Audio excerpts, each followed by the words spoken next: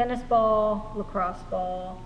So we're gonna move up to the wall. So I like to suggest to my clients, if gravity in your body weight is a little too much for starting off, always use the wall first. So for the ball and the wall, a good place to start is going to be kind of where we were working with the foam roller. So you can get it kind of in between your shoulder blades. So you can see in the diagram too where the trapezius starts. It'll be down here a little bit further too. So it doesn't hurt to kind of go that whole length of it. I mean, the lats are pretty broad to the side, so you can do that. But broad muscles, I like to kind of stick with the foam roller. For some of the like nitty gritty stuff, I like to use the ball, a smaller surface area. So in here, you can roll up and down. This gives you a lot of space to be able to retract, kind of create a little bit of a hollow area, kind of where the lip of your scapula is. And then you can kind of broaden it out, hollow it out. So moving that shoulder around where it just feels comfortable for you, where it feels kind of organic. Some areas, when you're doing this, might feel a little, I don't know, sour. That's how I kind of call it. Feels kind of acidic. So there might be some in tight areas, tight fibers. It almost creates like a traffic jam of metabolic waste, muscle exhaust. And so there's not a lot of blood flow in the area. The tissues are really bound up and tight. So doing this, kind of moving the fibers around, broadening it out, it's like kneading dough. You're just kind of stretching it all out.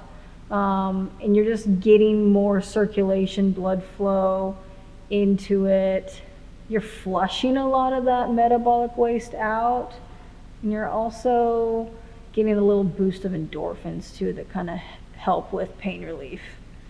You might not be getting as much oxytocin as if you were coming in to see a massage therapist, but this feels pretty good. So now I moved from in between my shoulder blade to now I'm out into the rotator cuff. So like you'll see in the diagram, I'm kind of on the infraspinatus right now. I'm on the top side of the outer side of the scapula. Rotator cuff. So you can move that shoulder around and get in there. Moving into the delts a little bit.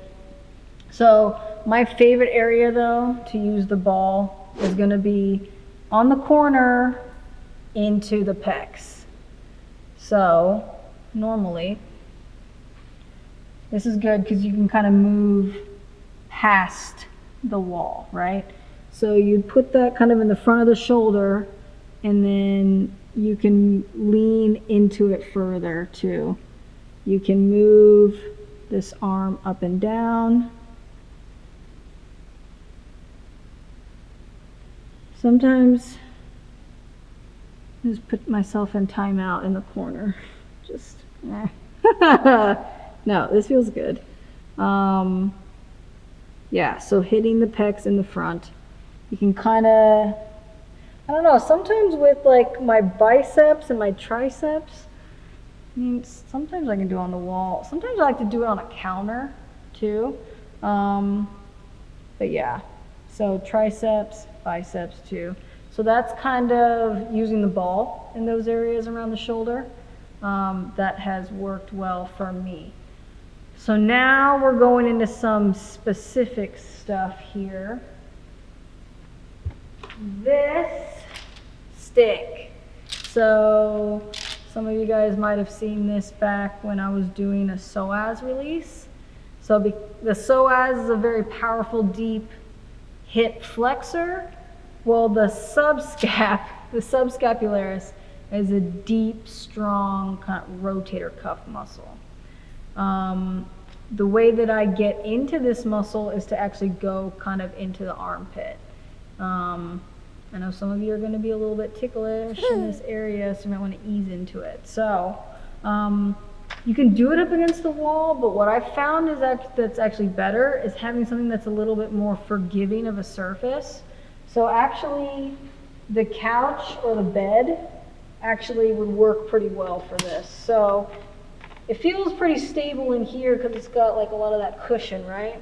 This way you can also hollow out your shoulder to get into this subscapularis, really important shoulder muscle. So you just hollow this out, get it right into your armpit. And again, you'll see in the diagram, it's on the underside of the scapula. But this is a really important muscle. So you can kind of breathe into it and then rotating your arm around. You can even mimic like a throwing motion because that's what the subscapularis helps you do, is do that internal rotation. So this one is going to be a good one to do if you do have some restriction going above over your head. This is tight and it's locking it down, it's anchoring it down. It's going to force a lot of these other muscles to work harder to get past that limitation. So a lot of people will say they're very sore and tight. They feel pain and ache running through here. But this might be a symptom of all of this being locked down. So this is a good spot to go after.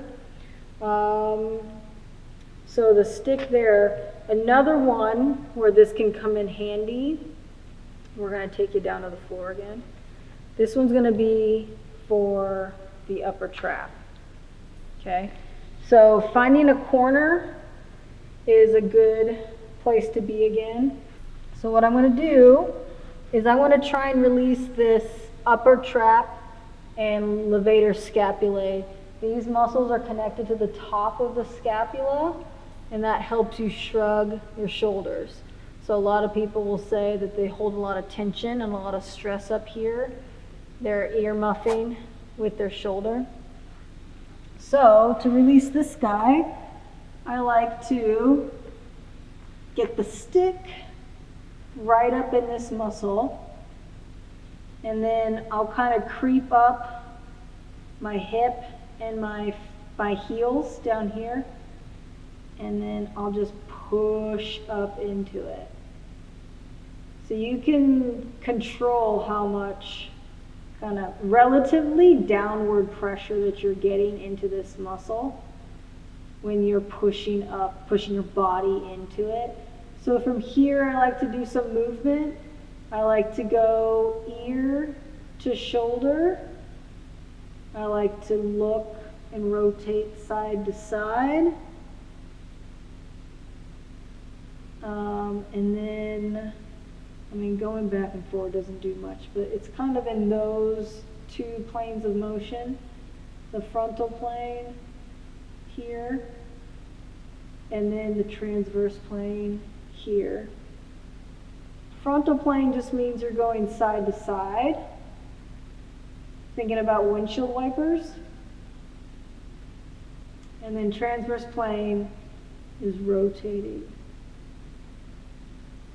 You can kind of do in between. You can tilt your ear to shoulder and then rotate your head up and down. So this again, is going to be a spot where there's going to be quite a bit of scar tissue, adhesions, knots, gunky, junky. Bleh. It's going to probably feel a little like stingy, sour, acidic. It's not going to feel that good, but it's also going to feel really good. It's one of those hurt so good areas. So this one is the one that I highly recommend for sure. You can focus on moving the head if moving the shoulder hurts too much into it. But I also like doing stuff moving the shoulder as well. I think you can get at it better if you just move your neck, but doing both definitely does not hurt it. So that's a good one to do for the upper trap and the levator scapulae. So that's the stick. Then we have some other mobility stuff. So going back to kind of the basics that we were doing with the foam roller, the connection with the thoracic spine and the scapula, that floating joint, right? So getting the thoracic spine to move a little bit. I like doing this basic 3-way mobility exercise for the thoracic spine of the mid-back. So you find your elbows, you clasp them with your hands, and you'll go in all 3 planes of motion. So the first way that you would move would be forward and back. So the focus here is bringing the attention to the mid-back, right, to the mid-back here. So you want to focus on moving each vertebrae independently of itself, right? So you don't want like a whole chunk of it to just, hinge over like that, right? You want it to move each segment at a time, right? So you want to get that mobility forward and back, breathing into it.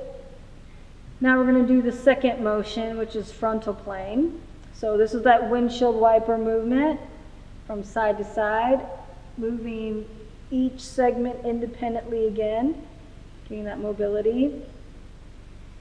And then the last motion, this is where the clasping of the elbows is really important. This is what will take kind of the arms out of it and really focus it in on the mid-back, on the spine. So then you're going to be twisting to each side. So this is that horizontal, that transverse plane rotation. So this one, again, focusing on the mid-back, each segment moving independently. So if I didn't clasp my elbows together, what it would look like is, oh look, I can go that far. But it's because I'm kind of swinging my arm back and I'm letting my shoulder and shoulder blade do it more, instead of finding the motion specifically from the mid-back. And that's as far as my transverse plane of the thoracic spine will let me go. So that one's a good one to get some mobility there. And then again, kind of working on the neck muscles. I mean, you could probably work on these all day for some of us. So one of my favorite neck stretches that I like is, I don't know, the chicken wing? I don't know. So if I want to focus on stretching this side, I'll take this arm, bring it back behind me, and then I'll take my other arm and I will clasp this wrist and pull it in. Okay, so it'll look like this from the front. So you get kind of this triangle, this chicken wing, on the opposite side of the side that you want to stretch out. So what you're doing is you're pulling this wrist down, you're anchoring the shoulder down to get a deeper stretch. So from here, you'll go ear to shoulder, and you can see this lengthening here. This is where the stretch is focused on here. So with your breath, you want to maybe look up, maybe look down. You'll feel it in different lines of restriction. So you can go as far as you can kind of let up, kind of move into it. But yeah, that one's a good one, and then you can switch. So that one, I'm just clasping my wrist back behind me so that when I'm stretching this doesn't happen, because that's not really that useful. Okay, so do that on both sides. So that's a good stretch there. Just some mobility again. You can just do some shoulder rolls back and forth. Very simple, basic. It's like people probably do that intuitively all the time, right? Just like, oh, yeah, getting ready. But that does help. It does get some mobility in there, blood flow, movement. So then another kind of dynamic movement one that's good is just swinging the arms, right? So getting some movement here, bringing it up shoulder width apart. And then making sure that each time you're crossing your right arm above, then your left one above. And then, moving backwards. And you're going to feel that, like we were talking about last video too, that myotatic reflex, where you go out and the pecs are like, nah, don't go back any further. So it'll want to stop you and it might contract and kind of pull you forward. So don't try and like lazily override it and swing back forcefully, right? Just be kind of gentle with it. So that one's a good one. Another kind of swinging one, kind of mobility in the shoulder capsule that I like is called the Pendulum. This one's a nice, gentle one to do. But like find a table, couch, chair, or something where you can kind of lean forward. I can even do this even. So this one's not going to take a lot of work at all. Like it's the opposite. It should be super easy. But you just kind of like lean forward and then you let your shoulder just hang, your arm hang. And then from here, you're almost using like your body to get it. So you're just doing kind of like a pendulum. And so you'll just go in kind of circles. You can go in the opposite direction.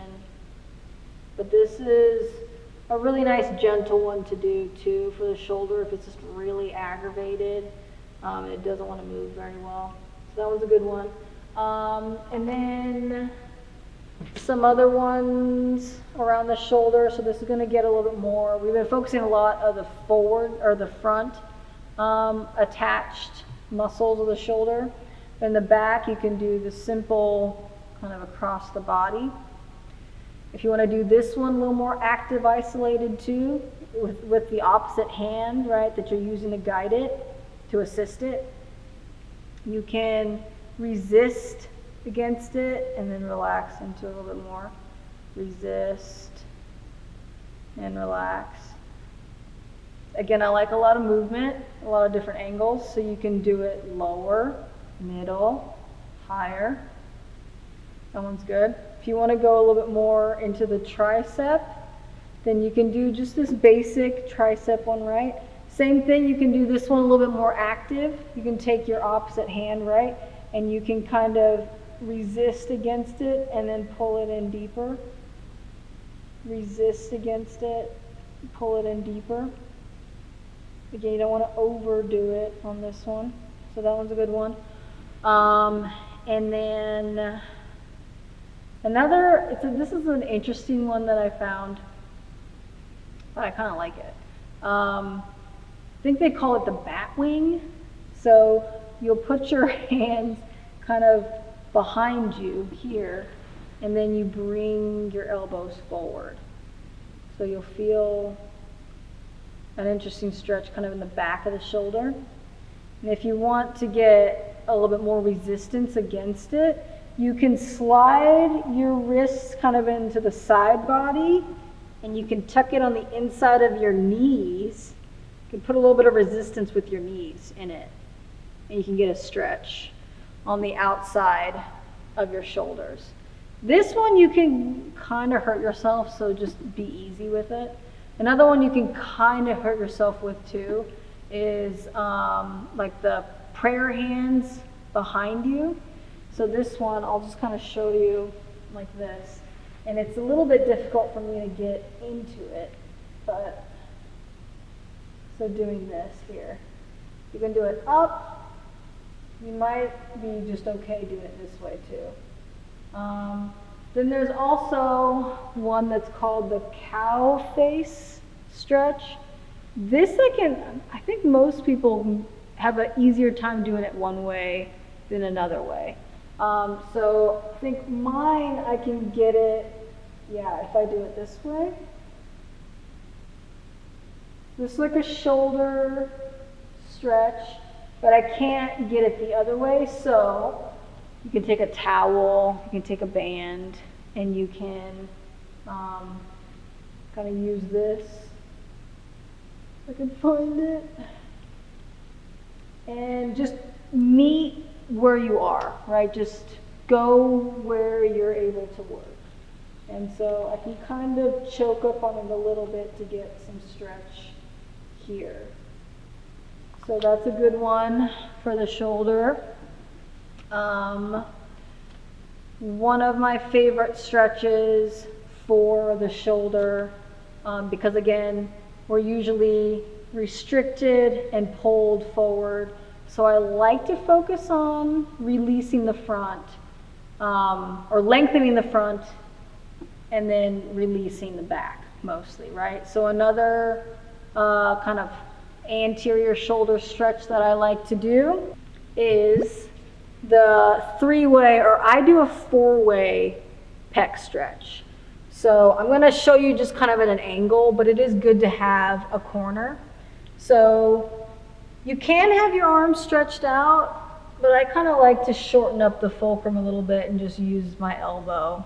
So what you'll do into this corner is you'll kind of go low and step into it.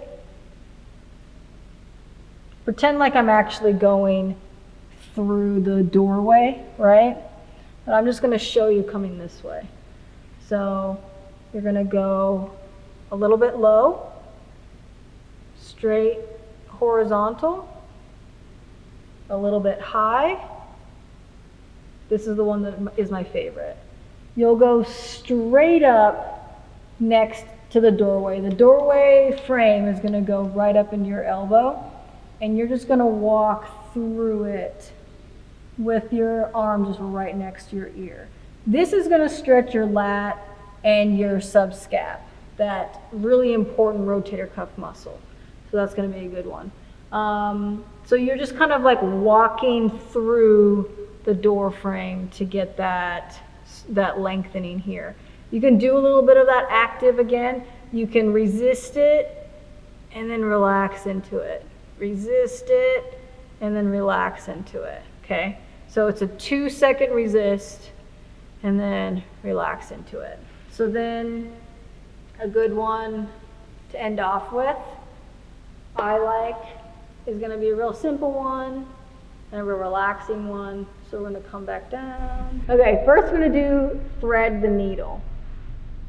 So you're gonna be kind of in a tabletop position, and you're gonna take your arm and go underneath. So you can stretch this arm out if you want to, wherever feels comfortable for you. If just going here is enough of a stretch, right, you can stay here. And then kind of reset and come back.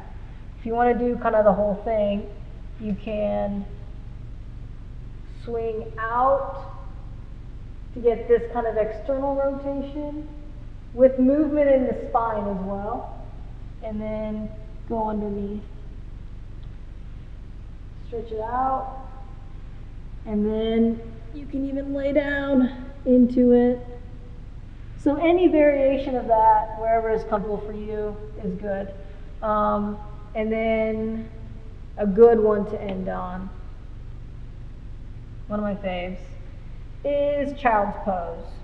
If this feels good for your knees, you can do this. You can kind of go wider too if you want to. But you'll just kind of lean forward here. You can do your forehead on the floor if you want to. Wherever you want to meet that resistance and just be kind of gentle with it. You can reach to one side, stretch out. You'll feel this. And if you go to yoga a lot, they'll say you'll feel this in your side body. Not trying to make fun, but that might ring a bell, right? So you want to feel the side. So this is going to be your lats, your serratus anterior. You'll feel a little bit of the infraspinatus, maybe your posterior deltoid. So kind of push down into it. You might feel a little bit of your subscap, which is really good. So kind of lean down into it. Breathe again into the center and then to the other side. So in any of those stretches, any of those moves, if kind of moving and wiggling around in it where you feel a good stretch, you want to stay there for a while, go for it. Those were a run through of my favorite stretches mobility, dynamic, active, isolated stretching, foam roller, stick, ball, myofascial release techniques to hopefully open up the shoulders a little bit and give you a little bit more relief in that area. Hope that helps.